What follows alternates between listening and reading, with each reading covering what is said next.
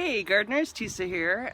Today's project we're going to do a wire welded mesh leaf basket, and this is a super easy, super fast, super simple job, and it's wonderful for having a place to put the leaves that fall in the fall, and any kind of garden waste that you're kind of accumulating as you're going around doing your different kind of gardening chores, and don't want to have to send it to the landfill.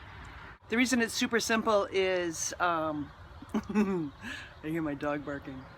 It's super simple because anybody can do this. All you need are like 3 or 4 tools, which I'll show you in a minute. Super fast. It'll probably take you less than 30 minutes, not including the time it takes to go and buy a few things at the store. And super cheap too, which is kind of wonderful. I think this whole thing will maybe cost you 15 bucks. So let me show you the tools and we'll get started. Okay. From left to right, the leftmost thing there with the black handles, that's just basic pliers. Everybody should have a pair of those somewhere in their toolbox. The next one with the blue handles, those are called needle nose pliers. And you'll notice that there's a little circle there between the blades, and that's a great place for cutting wire, which we'll talk about in a minute.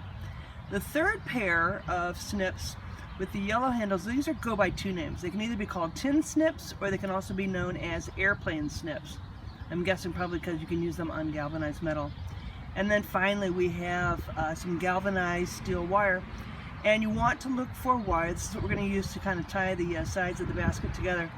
You want something that's galvanized because that means that it's been dipped in a special, usually a zinc coating that helps deter rust. The fencing that we're going to use today is called welded wire mesh, and I got this at Lowe's. I think for 50 feet it was about 30 bucks, and this is 3 feet high, which is a good height for me because I'm pretty tall, and the actual holes are 2 inches by 3 inches wide, and this is also a galvanized product so that it will not rust quite as easily. So what I'm going to do is use the tin snips and the wire snips and get this thing pulled apart, and we'll make ourselves a basket that's 3 feet high by about 3 feet wide.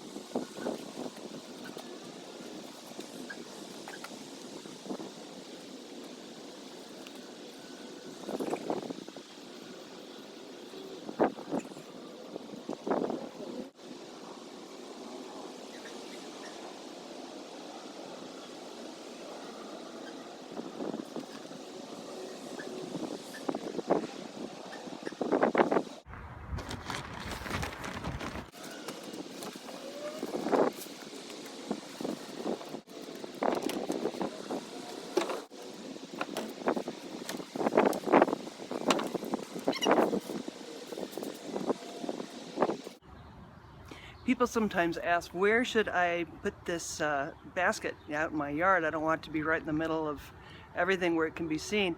Over time, what's nice about the galvanized metal is it becomes almost invisible, and when you fill it with leaves and other plant material, it really just sort of recedes into the background. So I tell people, put the basket where it's going to get the most use and where you're going to remember to actually put leaves and plant material in it. If you have a lot of trees, kind of put it over there near those trees. Or a vegetable garden where you might be turning over a lot of plant material each season.